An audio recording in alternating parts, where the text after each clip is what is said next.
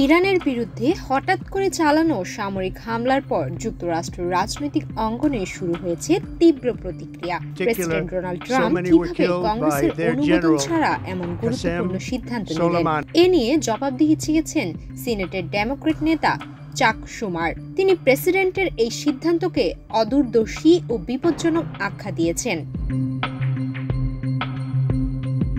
মার্কিন সংবাদ মাধ্যম CNN এর প্রতিবেদনে বলা হয়েছে, ডেমোক্র্যাট সিনেটের শুমার এক বিবৃতিতে বলেছেন, যেসব পদক্ষেপ নেওয়া হয়েছে তার ব্যাখ্যা দিতে হবে প্রেসিডেন্টকে। মার্কিন জনগণ ও কংগ্রেস জানতে চায়, এই হামলা আমাদের জাতীয় নিরাপত্তার উপর কি ধরনের প্রভাব ফেলবে।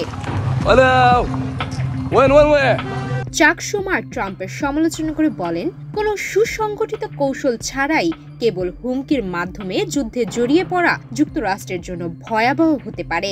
কংগ্রেসের অনুমোদন ছাড়া প্রেসিডেন্টের একক সিদ্ধান্তে যুদ্ধে জড়ানো কতটা যুক্তিসঙ্গত সেটি এখন প্রশ্নের মুখে।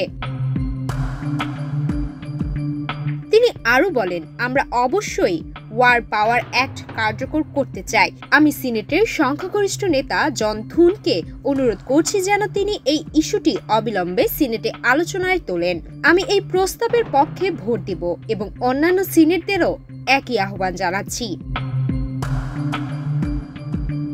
চাক শুমারের মতে, ইরানের বিরুদ্ধে লড়তে হলে প্রয়োজন সাহস, স্থিরতা ও সুস্পষ্ট কৌশল। ট্রাম্প প্রশাসনের সিদ্ধান্তগুলো অস্থিরতা সৃষ্টি করছে বলেও মন্তব্য করেন তিনি। তার ভাষায়, ইরানের সশস্ত্র পারমাণবিক উচ্চাকাঙ্ক্ষা ও আঞ্চলিক আগ্রাসন মোকাবেলায় পরিকল্পনা প্রয়োজন, কিন্তু আজকের পদক্ষেপ দেশকে আরো একটি দীর্ঘমেয়াদী ও ধ্বংসাত্মক যুদ্ধে ঠেলে দিচ্ছে।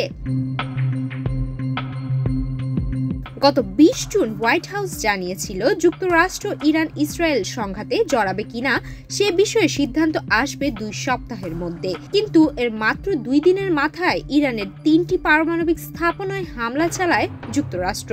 হামলার খবর প্রকাশ্যে আসতেই ওয়াশিংটনে শুরু হয় ব্যাপক সমালোচনা। ডেমোক্র্যাট ও কিছু রিপাবলিক নেতাও এই পদক্ষেপের বিরোধিতা করেছেন। অনেকেই মনে করছেন, এই সিদ্ধান্ত যুক্তরাষ্ট্রকে মধ্যপ্রাচ্যে আরেকটি অনিশ্চিত ও বিপজ্জনক যুদ্ধে জড়িয়ে ফেলতে পারে। সুমায়া মিতু, বাংলাদেশ প্রতিদিন।